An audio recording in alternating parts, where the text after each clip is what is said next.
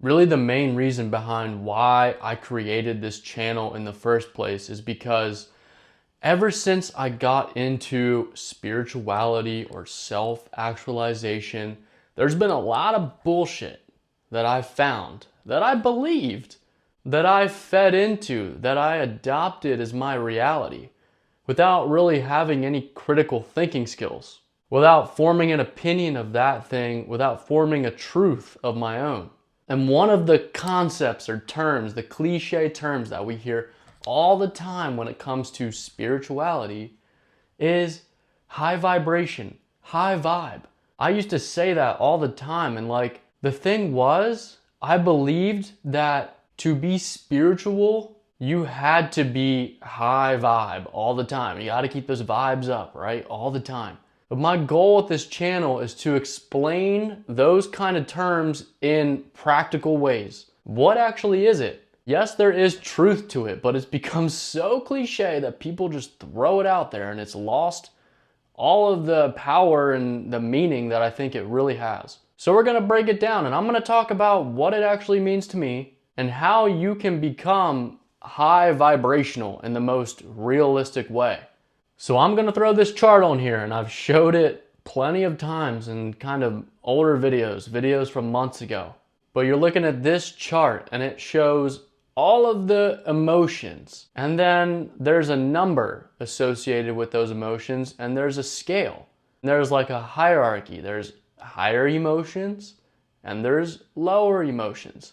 Now let's just get this out of the way. When you become spiritual, when you get into spirituality, you're not just going to become enlightened in an instant. Although I made a video about what I think enlightenment is and how I think you can become enlightened. You can check that out. But most people think, okay, I'm spiritual, I can't feel any of these lower emotions. That is absolutely not true. If you are just forcing yourself to be positive all the time, either you're avoiding something, false positivity, you're not facing something you really need to face, or you're just ignoring being human. As humans, we are imperfect, and we're gonna face struggle. And we're gonna have to go through these lower emotions of shame, of guilt. We're gonna face some grief. We're gonna face some fear, unless we've really worked on ourselves and nothing can scare us anymore. I think I've been working through my fears, but I still get scared. I still get anxious. But I think when we first start on the self-actualization journey, we're living more on these lower emotions. We're getting ruled by fear. We're getting ruled by our desire. And we might be stuck in anger because we think the world is angry at us. Or we think that everything is personal, when in fact, like, nothing is personal. People are just reflecting their inner workings onto us. And so we start the self-actualization journey, we work our way up, and then we're getting into some pride. We have some pride. We're proud of what we've done. We have some courage, like we faced some shit. We faced our demons. We faced what we're afraid of. And then, this is key, we get to neutrality. And neutrality is going to get us into those higher emotional states more consistently. When we stop attaching our happiness, our fulfillment on what is going on outside of us, if we stop depending on things going our way for our fulfillment. If things don't go our way, like we're trying to super control things, but we can't probably control everything. We can't control what other people do. Sometimes we can't really control what the universe throws at us. Sometimes we can't control how fast our goals or our manifestations are going to come to fruition. And so when we unattach from this reality, pretty much we unattach from reality. We don't stop caring about reality, but we stop letting external things determine how we feel inside.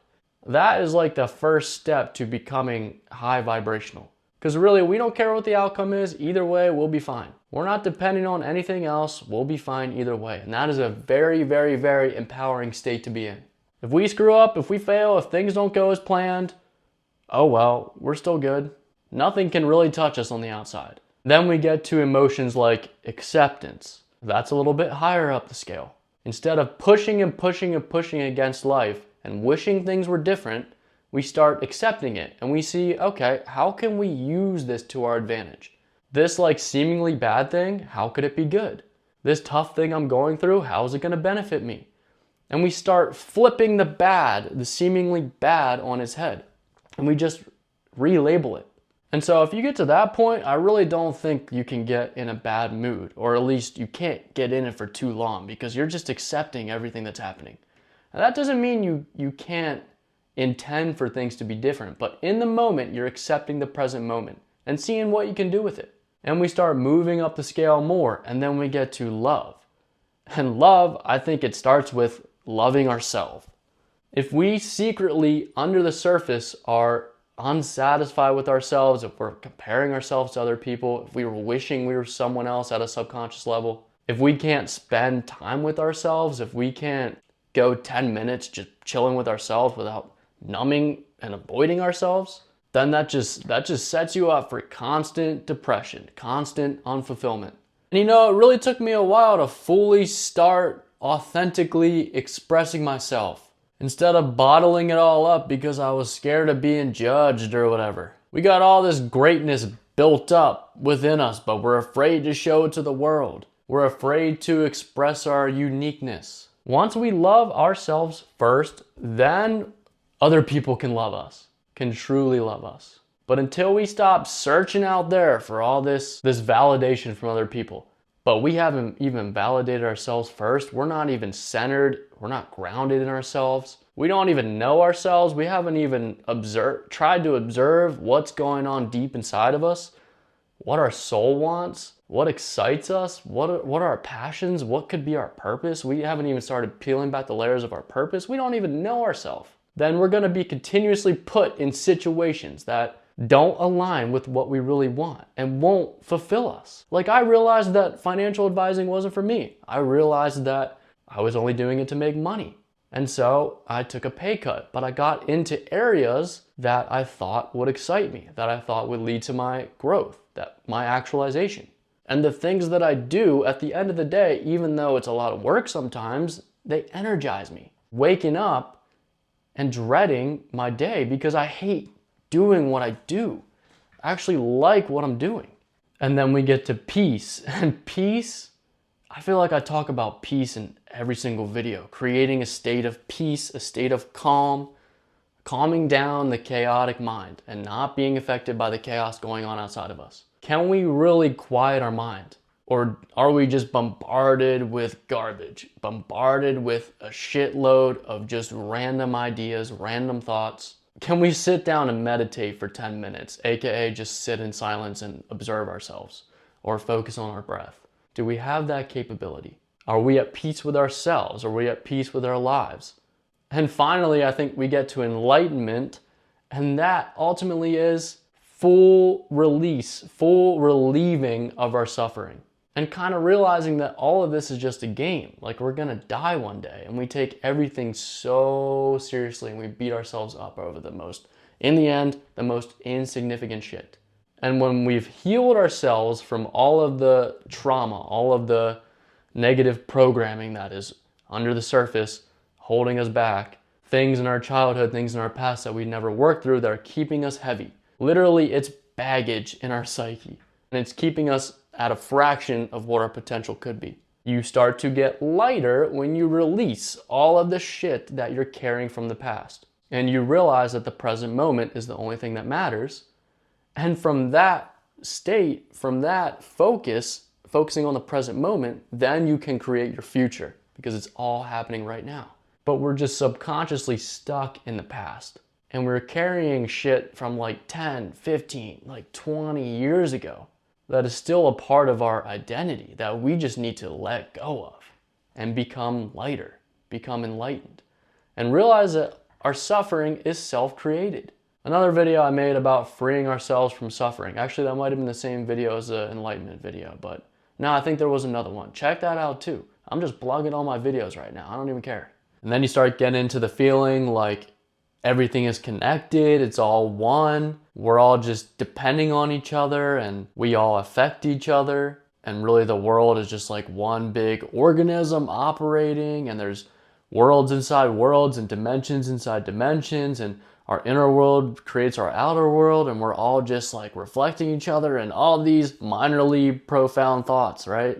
You can tell that you're living in a high vibrational state when actually the main thing I think you can really notice is, those people that just kind of hate life, they're depressed, they're mean to other people, but around you, they seem to lighten up. Like you can step in a room and the mood instantly shifts.